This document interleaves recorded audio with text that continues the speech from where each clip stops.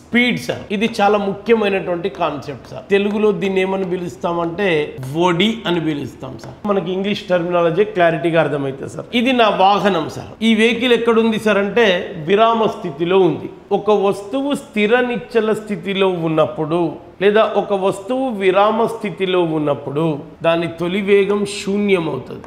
ఇప్పుడు ఈ వస్తువు ఇలా ముందుకు ప్రయాణిస్తుంది సార్.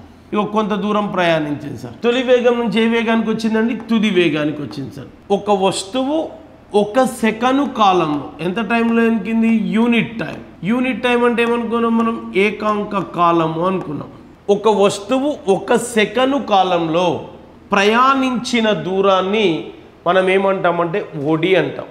ఒక వస్తువు ఒక సెకను కాలం లేదా ప్రమాణ కాలంలో ఒక వస్తువు ప్రయాణించిన దూరాన్ని ఒడి అంటాం.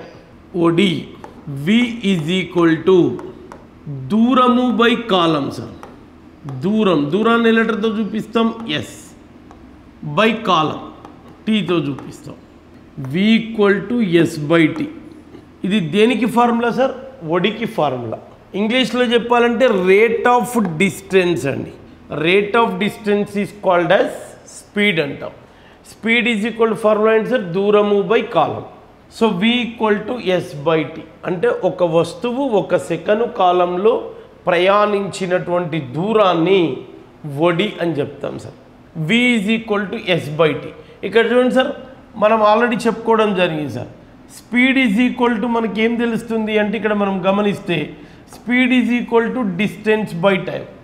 అంటే ఏం ఫార్ములా రాయొచ్చు? v is equal to S by tea.